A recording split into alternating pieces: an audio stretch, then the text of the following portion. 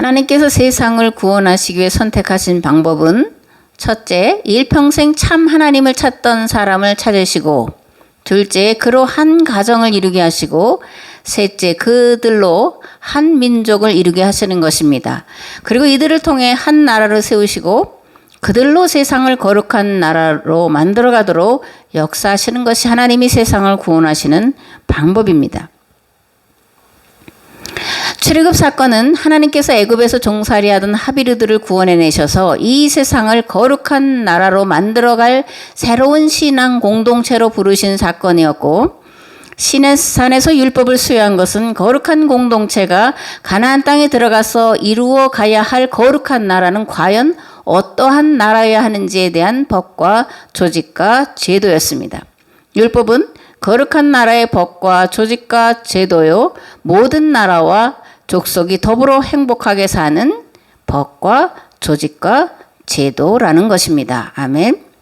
십계명 제1에서 4계명을 다시 한번 되짚어보면, 하나님 외에 다른 신들을 섬기지 말라, 우상을 만들고 절하지 말고 섬기지도 말라, 하나님의 이름을 망령되이 일컫지 말라, 안식일을 거룩하게 지키라는 것인데, 이런 계명은 거룩한 체제, 거룩한 나라는 참 하나님을 섬겨야 한다는 것이고, 참 하나님을 섬긴다는 것은 신분과 지위와 빈부의 차별과 차등을 인정하지 않을 뿐만 아니라 그러한 차등과 차별을 제거하여 모두가 평등하고 자유하고 행복하게 살 수 있는 법과 제도와 조직을 만들어 시행하는 것을 말하는 것입니다. 그리고 제5계명인 내 부모를 공경하라, 그리하면 내 하나님 여호와가 내게 준 땅에서 내 생명이 길리라는 말씀은 거룩한 나라를 이 땅에 만들어가기 위해 가장 중요한 것은 가정에서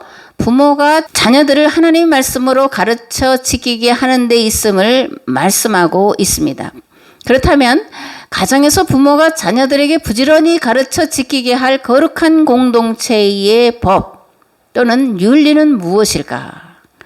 제1에서 제4계명이 거룩한 나라를 세우기 위한 조직과 제도와 법이었다면, 제6에서 10계명은 거룩한 나라 백성으로 더불어 살아가야 할 이웃과의 관계를 어떻게 하느냐에 대해서 말씀해 주고 있는 법입니다. 출애굽기 20장 13절에서 14절 말씀을 봉독을 하겠습니다. 살인하지 말라, 간음하지 말라. 아멘. 이게 이제 6계명, 7계명이죠. 살인하지 말라, 간음하지 말라, 이런 계명인데 이 계명은 성경에만 들어 있을까요? 아니면 다른 세상의 법에도 들어있을까요? 세상의 법 가운데도 들어가 있습니다. 고대의 이제 법 가운데 세 가지를 살펴볼 텐데, 하나는 고조선의 8조 법금입니다. 8개의 이제 법인데 현재는 이제 3개만 전해져 내려옵니다. 사람을 죽인 자는 사형에 처한다. 남에게 상해를 입힌 자는 곡물로서 배상한다. 남의 물건을 훔친 자는 데려다가 노비로 삼으며 속죄하고자 하는 자는 1인당 50만 전을 내야 한다. 이로써 백성들은 서로 도둑질하지 않게 되어 문호를 닫지 않았다. 부인은 바르고 온전하고 음란하지 않았다. 이렇게 한서 지리지의 고조선의 법이 전해져 내려오고 있습니다. 또 서양에서 가장 오래된 법전인 우르남무 법전에는 이와 비슷한 것들이 들어가 있는데, 살펴보면 살인을 저지른 사람은 사형되어야 한다. 강도 짓을 하면 사형될 것이다. 다른 이의 권리를 침해하고 젊은이의 처녀 아내를 겁탈하면 그들은 그 남자를 죽일 것이다. 다른 이의 눈을 상해하면 은 2분의 1 미나를 물어야 한다. 다른 이의 다리를 상해하면 10세켈을 지불해야 한다. 이제 뭐 미나나 쉐켈은 이 당시 언어니까요. 그 돈의 그런 양에 대한 그런 단어입니다. 함무라비 법전은 BC 1792년에서 1750년까지 바벨론을 통치한 함무라비 왕이 반포한 고대 바빌로니아 법인데, 이 법의 특징은 동해복수법이라는 거예요. 동해복수법이 뭐냐면 똑같이 받은 대로 갚으라는 거예요. 그래서 이에는 이, 눈에는 눈 이렇게 하라는 겁니다. 도둑이 소나 양, 낙이나 돼지, 염소 중 하나라도 훔쳤더라면 그 값의 10배로 보상해 주어야 된다. 도둑이 보상해 줄 돈이 없다면 사형당할 것이다. 눈에는 눈, 이에는 이, 어떤 사람이 다른 사람의 눈을 멀게 했다면 그 자신의 눈알을 뺄 것이다. 그가 다른 사람의 이를 부러뜨렸다면 그의 이도 부러뜨릴 것이다. 강도가 어떤 집에 구멍을 뚫고 들어가 물건을 훔쳤다면 그 구멍 앞에서 죽음을 당할 것이다. 만약 새로이 아내를 들이고도 그에 대한 문서가 존재하지 않는다면 부인에 대한 소유를 주장할 수 없다. 이런 것들이 이제 함무라비 법전에 들어 있습니다. 물론 요것만 있는 게 아니라 굉장히 많이 있는데 이제 좀 축약을 해봤습니다. 고조선과 수메르 그리고 바벨론의 법 모두의 살인, 간음, 도둑질 그리고 또 부모 공경에 대한 그런 법들이 다 기록되어 있어서 어떤 신학자들은 기독교를 이런 도덕 종교와 같다 그렇게 말하기도 합니다. 왜냐하면 윤리, 도덕으로 가르치는 그런 것들이 십계명 안에 들어가 있으니까 또는 이런 뭐 함무라비 법전이든지 또는 우르남무의 이런 법의 영향을 받아서 십계명에 이런 것들이 들어갔다 이렇게 말을 하는데 문자적으로는 그렇게 볼 수 있지만 그 내용으로 들어가면 그렇지 않다라는 거예요. 십계명에는 물론 살인하지 말라, 간음하지 말라, 도둑질하지 말라 이런 것들을 윤리적으로 해석할 수 있는 부분도 있어요. 그리고 윤리적인 부분으로 해석해서는 안 된다라는 것이 아니라 행동 강령으로 들어갔을 때는 윤리적으로 또 해석을 해서 이런 것들을 지키게 해야 되는 것도 맞습니다.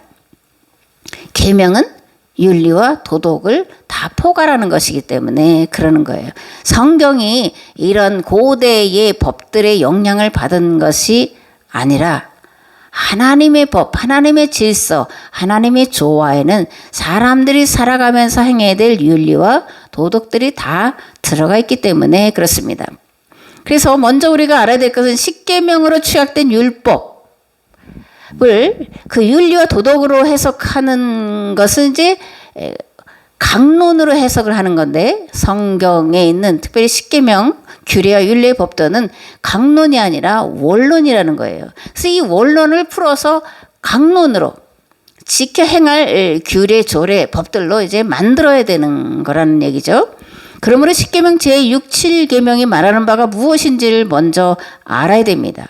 그런 다음 이 계명을 강론으로 해석해서 가르쳐 지키도록 해야 되는데 이때는 윤리 도덕적인 접근을 해야 되는 것이 또 맞습니다.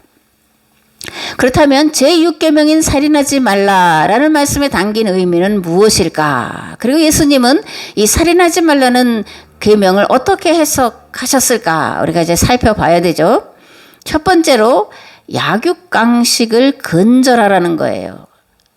이 십계명이 반포되던 그 시대에 이 십계명에 담긴 의도가 그렇다라는 겁니다. 약육강식을 근절하라.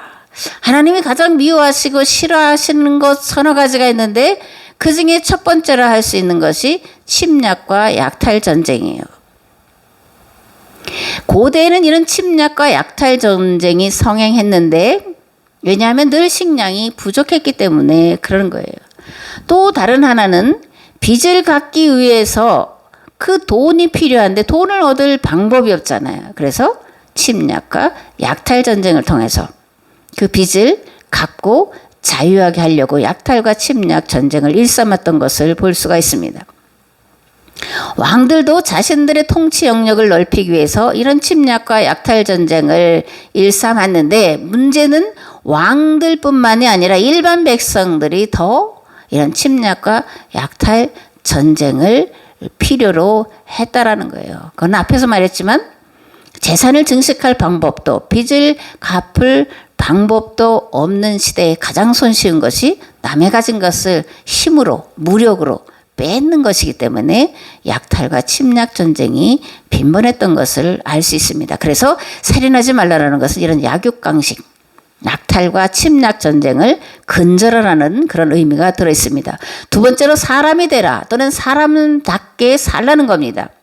고대의 동양에서 사람이라는 말은 동이족을 일컫는 고유 명사였어요. 동이족은 우리 그죠? 고조선 영역 아래 있는 사람들을 이제 동이족 그렇게 말하는데 중국 사람들이 이 고조선 사람들을 사람이다 이렇게 불렀다라는 거예요. 그래서 인족이다, 인족, 사람족 또는 인방족이다 이렇게 불렀는데 여기서 인족, 인방족이다 할 때 인자는 사람 인자도 쓰고 어질 인자도 썼다라는 거예요. 그래서 동이족 사람들은 사람이었다. 근데 그 사람들은 어떤 사람이었냐? 어질게 살아가는 사람이었다라고 중국 사람들이 우리를 그렇게 불렀다라는 거예요. 사람이 되라, 사람답게 살라는 말은 그러므로 어질게 살라는 거예요. 자기 욕심껏 살지 말고 끊임없이 더 소유하려고 하지 말고 나누어서 서로 행복하게 살라는 겁니다. 그것이 사람답게 살아라, 사람이 되라는 의미예요. 셋째, 살인하지 않는 것은 내가 사는 법이에요. 나만 살려고 한다고 해서 사라지는 것이 아니죠. 인간을 어떤 존재라고 규정합니까? 더불어 사는 존재다라고 규정합니다. 이걸 달리 말하면 사회적 동물이다 그런 거죠. 인간은 서로 관계를 맺으며 살아가야 되는데 그 관계는 공존하려고 공용하려고 맺는 거라는 거예요. 오늘날 사회가 혼란하고 질서가 무너진 것은 공존하려 하지 않기 때문이고 공용하려 하지 않기 때문에 그렇습니다. 오늘 우리의 모습 더불어 살아가는 세상이 아니라 조지 오웰이 말한 것처럼 동물농장으로 되어가고 있잖아요. 더불어 살지 않으려고 할 때, 공용하려고 하지 않을 때 동물처럼 되어 간다라는 거예요. 동물농장은 여러분도 잘 아시지만 조지 오웰이 1945년도에 출판한 그 시대를 풍자한 소설인데 그 당시 이제 러시아의 그런 그 혁명에 대한 그런 비판하는 그런 소설이에요. 존스라고 하는 사람의 농장에 살던 동물들이 가혹에 못 이겨서 주인을 쫓아내고 직접 농장을 운영했는데 결국은 혁명을 주도했던 권력층의 독재로 농장이 부패해 버렸다. 뭐 이런 내용이 이제 조지 오웰이 쓴 동물농장의 아주 짤막한 그런 이야기입니다. 거듭 말하자면 이건 러시아 혁명을 빗대어서 이제 쓴 거예요. 잘못됐다 이제 이런 거죠. 권력을 잡은 자들이 탐욕에 이끌려 백성들을 억압하고 탄압하는 것은 근데 어제 오늘만의 이야기가 아니라 인류 역사와 더불어 자행되어 온 죄다라는 겁니다. 세상의 역사는 나만 더 잘 먹고 더 잘 입고 더 많은 것을 누리려고 하다가 공멸과 자멸에 이른 역사라고 봐도 과언 아닌데 이것을 역사는 흥망성쇠를 거듭한다 라고도 이제 표현을 합니다. 그러면 언제까지 이 역사가 흥망성쇠를 반복해야 될까? 흥하고 망하고 성하고 쇠하고 그죠? 이것을 반복해야 되냐 그거예요. 이 흥망성쇠를 끝낼 묘책은 없냐 그런 겁니다. 묘책이 있을까요? 없을까요? 없다면 말을 하지 않겠죠. 성경이 인류 역사의 흥망성쇠를 끝낼 묘책이에요. 구약의 합의를 해방법, 신약의 죄인 해방법이 그것이요. 우리는 이것을 율법과 계명 그리고 복음이라고 부르고 있습니다. 서로 돕고 서로 나누고 서로의 행복을 위해 나의 것을 포기하거나 내려놓을 때 평균케 됨으로 차별과 차등이 없는 평등한 세상. 성경은 이러한 세상을 일컬어 거룩한 나라 또는 하나님 나라로 부르고 있습니다. 하나님 나라, 거룩한 나라는 흥망성쇠를 거듭하는 나라가 아니에요. 흥하고, 그죠? 성하는 것이 계속 반복되는 나라가 하나님 나라라는 것을 우리가 알 수 있습니다. 고린도서 8장에 보면 사도 바울은 고린도 교회를 향해서 예루살렘 교회를 돕기 위해 약속한 헌금을 속히 실행하라 이렇게 권고하고 있습니다. 형제들 하나님께서 마게도냐 교회들에게 주신 은혜를 우리가 너에게 알리노니 환난의 많은 시련 가운데 그들의 넘치는 기쁨과 극심한 가난이 그들의 풍성한 연보를 넘치도록 하게 하였느니라. 내가 증언하노니 그들이 힘대로 할 뿐 아니라 힘에 지나도록 자원하여 이 은혜와 성도 섬기는 일에 참여함에 대하여 우리에게 간절히 구하니 우리가 바라던 것뿐 아니라 그들이 먼저 자신을 주께 드리고 또 하나님의 뜻을 따라 우리에게 주었도다. 그러므로 우리가 디도를 권하여 그가 이미 너희 가운데서 시작하였은즉 이 은혜를 그대로 성취하게 하라 하였노라. 오직 너희는 믿음과 말과 지식과 모든 간절함과 우리를 사랑하는 이 모든 일에 풍성한 것 같이 이 은혜에도 풍성하게 할지니라. 내가 명령으로 하는 말이 아니요 오직 다른 이들의 간절함을 가지고 너희의 사랑의 진실함을 증명하고자 함이로라. 우리 주 예수 그리스도의 은혜를 너희가 알거니와 부유하신 이로서 너희를 위하여 가난하게 되심은 그의 가난함으로 말미암아 너희를 부유하게 하려 하심이라. 이 일에 관하여 나의 뜻을 알리노니 이 일은 너희에게 유익함이라. 너희가 1년 전에 행하기를 먼저 시작할 뿐 아니라 원하기도 하였은즉 이제는 하던 일을 성취할지니 마음에 원하던 것과 같이 완성하되 있는 대로 하라. 할 마음이 있으면 있는 대로 받으실 터이요 없는 것은 받지 아니하시리라. 이는 다른 사람들을 평안하게 하고 너희는 곤고하게 하려는 것이 아니요 균등하게 하려 함이니 이제 너희의 넉넉한 것으로 그들의 부족한 것을 보충함은 후에 그들의 넉넉한 것으로 너희의 부족한 것을 보충하여 균등하게 하려 함이라. 기록된 것 같이 많이 거둔 자로 남지 아니하였고 적게 거둔 자도 모자라지 아니하였느니라. 아멘. 고린도 교회가 성도들을 섬기는 일에 열심히 했고 간절했는데 이제 그 열심히 있고 간절한 것을 성취하라는 겁니다. 마게도냐 교회들은 이미 그렇게 예루살렘 교회를 돕고자 작정한 헌금을 풍성하게 했는데 너희들이 먼저 시작했는데 너희들도 완성하라 이렇게 권고를 하고 있습니다. 이렇게 권고하는 것은 균등하게 하려는 거다라는 겁니다. 그렇다면 예수님은 살인하지 말라는 계명을 어떻게 해석해서 제자들에게 가르치셨을까? 마태복음 5장의 말씀을 보겠습니다. 옛사람에게 말한 바 살인하지 말라. 누구든지 살인하면 심판을 받게 되리라 하였다는 것을 너희가 들었으나 나는 너에게 이르노니 옛사람에게 말한 바 나는 너에게 이르노니 형제에게 노하는 자마다 심판을 받게 되고 형제를 대하여 라가라 하는 자는 공회에 잡혀가게 되고 미련한 놈이라 하는 자는 지옥불에 들어가게 되리라. 그러므로 예물을 제단에 드리려다가 거기서 네 형제에게 원망 들을 만한 일이 있는 것이 생각나거든 예물을 제단 앞에 두고 먼저 가서 형제와 화목하고 그 후에 와서 예물을 드리라. 너를 고발하는 자와 함께 길에 있을 때 급히 사와라. 그 고발하는 자가 너를 재판관에게 내어주고 재판관이 옥리에게 내어줘 옥에 가둘까 염려하라. 진실로 내게 이르노니 내가 한 푼이라도 남김이 없이 다 갚기 전에는 결코 거기서 나오지 못하리라. 아멘. 예수님은 제6계명을 표면적인 기록된 문자대로 해석하신 것이 아니라 그 문자 가운데 들어가 있는 이면적인 의미로 해석을 하고 계심을 보게 됩니다. 문자적인 의미가 아니라 문자 속에 들어가 있는 의미, 정신, 뜻을 말씀하고 있다는 거예요. 또한 예수님은 이 십계명을 재해석하시면서 하나님의 권위로 해석하고 계시는데 그게 뭐냐면 옛사람에게 말한 바 살인하지 말라 하는 것을 너희가 들었는데 근데 나는 너에게 말한다 이렇게 말씀하시는 거예요. 그러니까 옛사람에게 말한 바는 십계명이죠.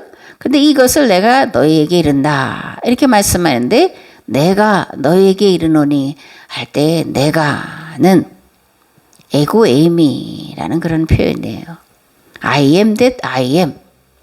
하나님의 이름 중에 나는 스스로 있는 자다. I am. 에고 에이미 이런 표현이 들어가 있잖아요.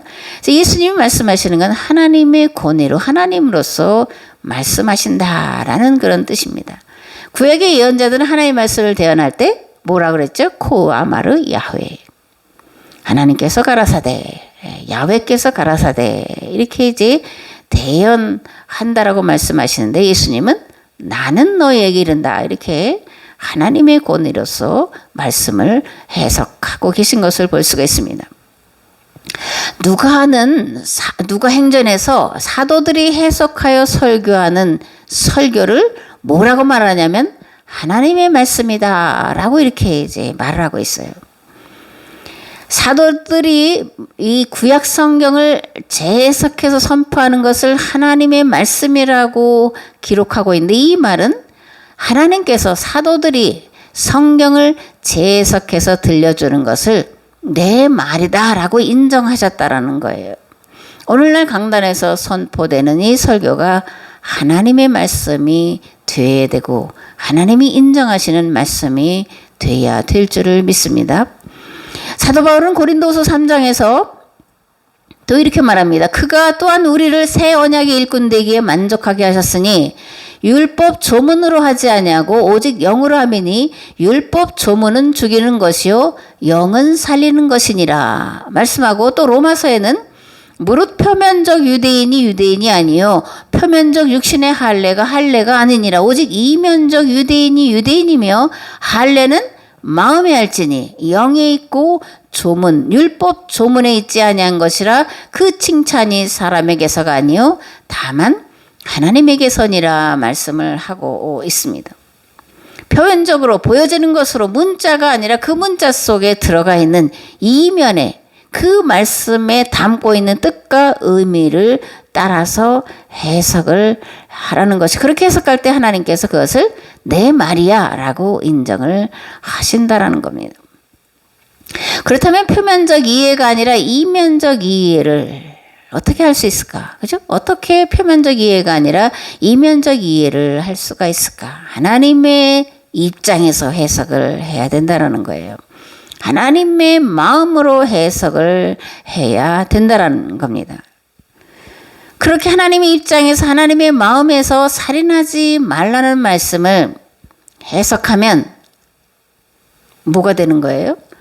드러나고 나타난 행위 자체만을 가지고 살인했다, 간음했다 말하는 것이 아니라 그 행위를 하기 전에 마음에 품었던 그 동기, 생각, 계획, 마음을 살인했다라고 말씀하고 있다는 겁니다.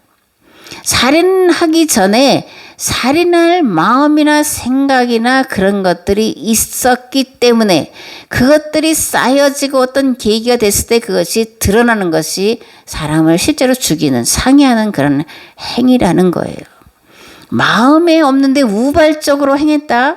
우리가 이제 보통 우발적으로 살인행했다, 우발적으로 뭘 했다 이런 표현을 하는데, 사실 우발적이라고 말하는 건 어불성설이에요. 전혀 생각이 없었는데 다른 사람을 죽인다, 다른 사람 것을 빼앗는다, 그런 건 있을 수 없는 일이에요. 어느 순간인가 어느 때부터 이런 살인의 의지, 동기가 있었다는 겁니다. 미워하는 마음, 시기하고 질투하는 마음, 탐심, 이것이 살인의 동기라는 거예요. 그런 동기를 가질 때 이미 살인했다라는 겁니다. 그래서 예수님은 그 살인한 동기를 말씀을 하고 있는 거예요.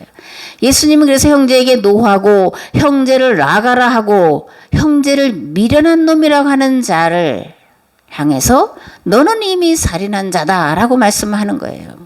그러므로 사람 누구도 살인죄를 범하지 않았다. 나는 아주 윤리 도덕적으로 깨끗하다, 정의롭다, 의롭다 말할 사람은 아무도 없어요. 그렇게 말하는 사람 그가 훨씬 더 살인죄를 많이 범하고 있다라고 말해도 틀리지 않습니다. 그렇다면 간음하지 말라는 말씀은 무엇일까? 제7계명이 간음하지 말라는 건데, 이 말씀을 오늘 우리가 이해하는 것으로 이해하기 이전에 이 말씀이 기록된 때에 그 상황으로 돌아가서 먼저 이것을 이제 알아야 되죠. 그래야 오늘의 우리의 상황 속에 간음하지 말라는 것이 어떤 의미로 다가오냐를 이해할 수 있는데, 첫 번째로 목의 혈통을 청산하라는 거예요. 두 번째로 성을 상납하는 풍신 제사는 거짓이라는 겁니다. 세 번째로 가정을 파괴하지 말라는 것이고, 마지막으로 음란 문화를 근절하라는 거예요. 그런데 이 네 가지 다 어디에서부터 시작되냐면 우상숭배에서 비롯된다라는 거예요. 고대의 우상 종교는 거의 모두가 풍요와 생산의 신을 섬기는 것이었고, 이런 풍요와 생산의 신을 섬기는 방법이 제사장에게 가서 성을 상납하는 거였어요. 그래서 신전에서는 남창과 여창이 있었죠. 그죠? 그래서 이 신전에 신에게 제사 드리러 오는 자들과 이제 관계를 맺는데 이들을 성창이라고 불렀습니다. 근데 만약에 신전에 제사 드리러 온 사람들이 많다면, 그래서 이 남창이나 여창이 부족하다면 어떻게 했냐면 제사 드리러 온 사람들끼리 호름을 행한 거예요. 우리나라에도 이제 단오라는 명절이 있어요. 이거는 이제 씨 뿌리고 하기 전에 하는 거잖아요. 이 단오라는 명절에 호름을 행한 그런 것들이 남아 있습니다. 그건 우리만이 아니라 모든 세계에 또 모든 우상 종교에 들어가 있다라는 거예요. 이렇게 풍요와 생산의 신을 섬긴 건 그만큼 먹는 문제가 절박했다라는 것을 우리에게 말해주고 있습니다. 이런 먹는 문제가, 이 풍요가 생산이 절박해서 신을 섬기는 것을 자신의 성을 상납하는 것으로 했던 그 시대의 성경은 뭐라고 말씀하냐면 간음하지 말라고 말씀하고 있다라는 거예요. 이 간음을 일삼는, 그것을 신을 섬기는 것이라고 호도하는 우상을 섬기지 말라. 우상은 거짓거다. 나 여호와 외에 그래서 다른 신들을 내게 있게 하지 말지니라고 제1계명으로 선포하고 있는 것은 놀라운 일입니다.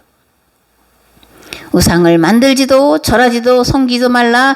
나는 우상 숭배하는 자들을 향해서 질투하는 하나님이다, 이렇게 말씀하는데, 거듭거듭 말씀하지만 이 하나님이 질투하신다라는 것은 이 우상 숭배하는 것이 사람을 불행하게 만들기 때문에, 사람을 불행하게 만드는 이런 우상 숭배하는 것과 우상 숭배를 조장하는 자들에 대해서 분노하신다라는 거예요. 성경은 간음하는 자를 돌로 쳐 죽여라, 이렇게 말합니다. 간음하는 자를 돌로 쳐 죽여라. 우상에게 자식을 바치는 자를 돌로 쳐 죽여라. 부모와 형제를 범하는 자들을 돌로 쳐 죽여라. 이렇게 이제 말씀을 하고 있습니다. 왜냐하면 이러한 것들이 가정을 파괴하는 것이 되기 때문에 그런 거예요. 하나님이 가장 관심을 기울이시는 것이 가정입니다. 그래서 에덴 동산에서 아담과 하와를 만드셨는데, 아담과 하와를 만드셨다라는 건 이들로 한 가정을 만드셨다라는 거예요. 한 가정을 만드시고 하나님이 창조의 사역을 아담과 하와, 즉 한 가정에 위탁하셨다라는 겁니다. 그리고 이 가정들을 통해서 세상 모든 만물들을 잘 다스리라고 위임하셨다라는 거예요. 그래서 하나님이 가장 관심을 기울이시고 가장 귀하게 보시는 것이 가정이고 그 가정의 거룩함이라는 거예요. 반복하면 가정은 이 세상에서 하나님의 창조 사역을 대행하는 가장 거룩하고 신성한 기관이라는 겁니다. 그러므로 가정을 깨트리는 것은 용납될 수 없는 범죄예요. 물론 오늘 우리가 풍요를 위해서 이 신전에 가서 성을 상납하는 그런 것은 하지 않죠. 그건 어리석은 것이라고 우리는 알고 있습니다. 그렇다면 오늘날 간음하지 말라는 말씀을 어떻게 해석해야 될까? 음란 문화를 근절하라는 거예요. 우상에게 성을 상납하던 고대의 그런 문화는 사라졌다라고 볼 수 있지만, 그렇다고 음란 문화가 사라졌냐? 아니라 오늘 우리는 보면 더욱더 음란한 생활을 조장하고 또 하고 있는 걸 보잖아요. 하다못해서 소수자 인권이라는 말로 동성애를 합법화라고 시위를 공공연하게 합니다. 간통죄도 이미 사라졌죠. 그죠? 성개방 풍조가 만연해서 오늘의 사태를 어떻게 설명할지 설명할 말이 없습니다. 가정이 깨어지고 깨어진 가정에서 자라는 아이들은 상처를 가지고 살아가게 돼요. 그들은 또 다른 상처를 만들어냅니다. 점점점 상처로 세상이 가득 차 있고 오늘 우리가 그런 세상을 살아가요. 고대의 풍요와 생산을 섬기던 인간들이 인권과 평등이라는 이름 뒤에 그 실체를 숨기고 있을 뿐이라는 걸 우리가 알아야 됩니다. 그렇다면 이러한 심각한 음란 문화를 무엇으로 또 어떻게 거룩한 문화, 그 창조의 질서와 조화로 돌이키게 할 수 있을까? 방법은 하나예요. 하나님의 말씀으로 돌아가는 겁니다. 자녀들을 하나님의 말씀으로 부지런히 가르쳐 지키게 하는 길밖에 없는 거예요. 오늘 그러면 우리가 가정에서 자녀들 부지런히 하나님의 말씀과 교양과 훈계로 가르쳐 지켜야 되는 사명 앞에 두렵고 떨림으로 무릎을 꿇고 그 사명을 위해서 최선의 노력을 경주해야 할 줄을 믿습니다. 아멘. 마태복음 5장 말씀을 봉독을 하겠습니다. 또 간음하지 말라 하였다는 것을 너희가 들었으나 나는 너희에게 이르노니 음욕을 품고 여자를 보는 자마다 마음에 이미 간음하였느니라. 만일 내 오른 눈이 너로 실족하게 하거든 빼어 내버리라. 네 백체 중 하나가 없어지고 온 몸이 지옥에 던져지지 않는 것이 유익하며 또한 만일 내 오른손이 너로 실족하게 하거든 찍어내버리라. 네 백체 중 하나가 없어지고 온 몸이 지옥에 던져지지 않는 것이 유익하니라. 또 일러스되 누구든지 아내를 버리려거든 이혼 증서를 줄 것이라 하였으나 나는 너에게 이르노니 누구든지 음행한 이유 없이 아내를 버리면 이는 그로 간음하게 하며 또 누구든지 버림받은 여자에게 장가드는 자도 간음함이니라. 아멘. 여기서 이제 이혼 증서를 써줘라 하는 얘기는 그 여인이 이혼 당할 이유 없이 이혼을 당했을 때 이혼 증서가 없으면 다시 이제 결혼할 수가 없기 때문에 그런 이제 부조리를 막기 위해서 이혼 증서를 써줘라 모세가 이렇게 말한 건데 예수님은 그렇게 해서는 안 된다라고 말씀을 하고 있습니다. 음행한 연고 없이는 이혼해서는 안 된다라는 거예요. 예수님은 살인죄와 마찬가지로 마음의 음욕을 품으면 이미 간음했다 이렇게 말씀합니다. 행위를 했느냐 안 했느냐가 아니라 마음의 음욕을 품으면 이미 간음을 했다라는 거예요. 또 음행한 연고 없이 아내를 버리는 것은 그로 간음하게 하는 거라고 말씀합니다. 또 버림받은 여인에게 장가가는 것도 간음이다. 그래서 음행한 연고 없이 아내를 또는 남편을 요즘엔 버리기도 하지만 어쨌든 고대는 아내가 남편을 버리는 일은 없는 시대에 아내를 버리는 것을 원초적으로 제거하고 있음을 보게 됩니다. 이 살인하지 말라 간음하지 말라 예수님은 마음에 품은 것으로 이미 살인했다 이미 간음했다 말씀하시는 것을 우리가 들었으므로 그러므로 성도는 무엇보다 마음을 잘 다스려야 돼요. 내가 가진 것으로 만족하는 마음을 가져야 된다 그렇게 생각합니다. 자족하기를 배워야 되고 남에게 나누어주고 섬기는 것을 가장 큰 기쁨으로 우리가 알아야 된다는 거예요. 자녀들이 그렇게 가르쳐야 된다는 겁니다. 근데 마귀는 우리에게 늘 부족하다고 느끼게 만들어요. 남이 가진 것이 더 크다고 보게 만들어요. 생각하게 만들어요. 그렇게 하려고 애를 씁니다. 이게 마귀라는 존재예요. 부족함을 느끼고 상대적인 박탈감을 느끼고 그래서 분노하고 좌절하고 실망하게 만들려고 온갖 짓을 하는 것이 마귀라는 겁니다. 풍요 속의 빈곤이라는 말을 들어보셨는데 사실 이것도 말이 안 되는 얘기예요. 풍요 속의 빈곤이라니. 이건 사실 마귀가 우리 속에 넣는 살인죄, 간음죄와 마찬가지예요. 풍요하면 풍요한 거지 풍요 속의 빈곤을 느낀다는 게 뭐예요? 풍요 속의 빈곤을 느낀다는 게 뭐예요? 상대적이라는 거예요. 이건 사실 절대적인 건데 자족하는 건 절대적인 건데 마귀는 상대적으로 봐라. 네가 나보다 상대적으로 많이 가지고 있지 않냐? 네가 나보다 상대적으로 낫지 않냐? 그래서 분노하게 하고 실망하게 하고 좌절하게 만드는 것이 마귀의 작전이라는 것을 우리가 알아야 됩니다. 내가 궁핍해서 이렇게 말하는 것이 아닙니다. 나는 어떤 처지에서도 스스로 만족하는 법을 배웠습니다. 나는 비천하게 살 줄도 알고 풍족하게 살 줄도 압니다. 배부르거나 굶주리거나 풍족하거나 궁핍하거나 그 어떤 경우에도 적응할 수 있는 비결을 배웠습니다. 나에게 능력 주시는 분 안에서 나는 모든 것을 할 수 있습니다. 라고 사도 바울이 고백합니다. 말씀을 듣는 성도 여러분 모두에게 하나님의 능력과 도우심으로 마귀의 괴계를 이기고 모든 것에 자족함으로 진정한 자유를 누리시기를 우리 주 예수 그리스도의 이름으로 축복합니다. 아멘.